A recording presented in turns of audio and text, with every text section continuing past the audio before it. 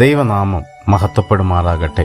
മനോഹരവും അനുഗ്രഹിക്കപ്പെട്ടതുമായ നല്ലൊരു പ്രഭാതവും കൂടി ദാനമായി തന്ന സർവശക്തനായ ദൈവത്തിന് ഈ പ്രഭാതത്തിലും നന്ദിയുള്ള ഹൃദയത്തോടെ സ്തുതി കരേറ്റാം. സങ്കീർത്തനങ്ങൾ 34:1.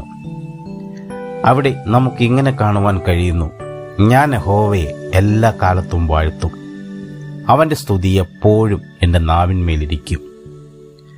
ആപത്തു വേളകളിലും പ്രതിസന്ധികളുടെ നടുവിലും ദൈവത്തെ സ്തുതിക്കുന്നതിന് ദാവീദ് പഠിച്ചു.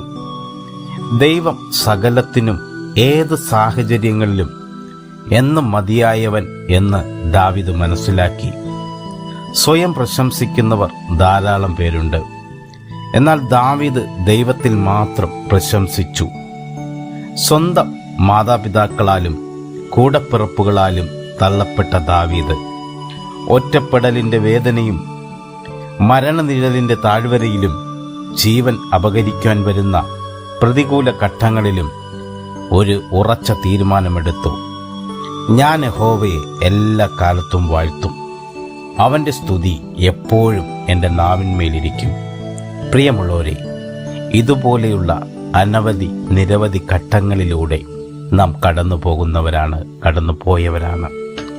എന്നാൽ ദാവീദിനെ പോലെ ഈ പ്രഭാതത്തിലും ഒരു തീരുമാനത്തിൽ നമുക്ക് എത്തിച്ചേരാം.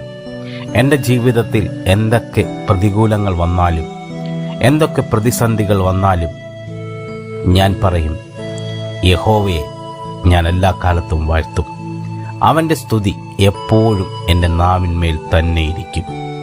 എല്ലാ പ്രിയപ്പെട്ടവർക്കും നല്ല ഒരു ദിവസം ആശംസിക്കുന്നു. യഹോവയെ വാഴ്ത്തുവാൻ, യഹോവയെ സ്തുതിക്കുവാൻ നമുക്ക് കഴിയട്ടെ. God bless you all. Amen.